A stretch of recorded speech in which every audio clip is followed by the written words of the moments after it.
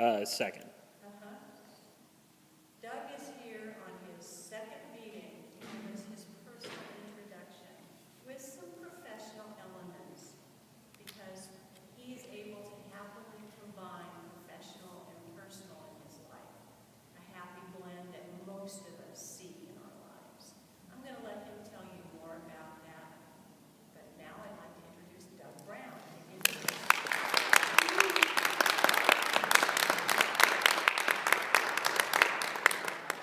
Madam Toastmaster and fellow toasties.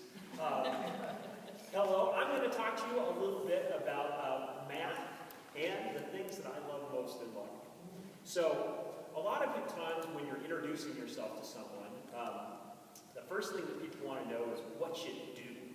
And so I'm stay at stage home ukulele dad. So to explain that, I got my degree from Metro State College in theatrical lighting design, which prepared me for a terrific job driving pizzas for Pizza Hut. It was awesome, and I worked there until a friend of my twin brothers, went to a show at the Bluebird Theater and snuck backstage somehow, and there on a board, in among all the flyers for bands and takeout menus, was a post-it note that said, "The Bluebird Theater is looking for a lighting guy." And so he proceeded to steal that post-it note and then come and find me.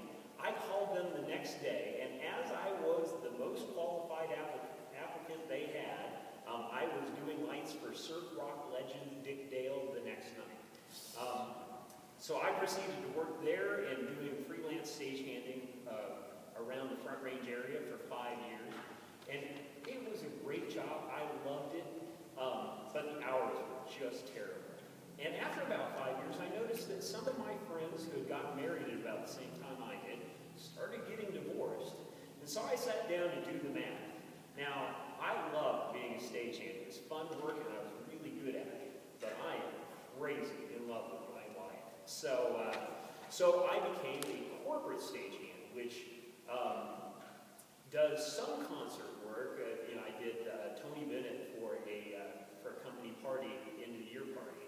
But mostly it's, and at the end of the fourth quarter, we made this many dollars and cents. And, not quite as exciting, but pays better and a lot more predictable in its hours. So after doing that for a couple of years, we had our daughter. And that changed everything. We tried daycare for a year, and it was just really tough on everybody. And so we sat down and did the math again.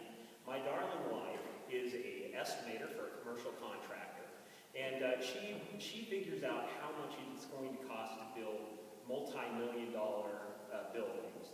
And I was pushing boxes in and out of hotel ballrooms.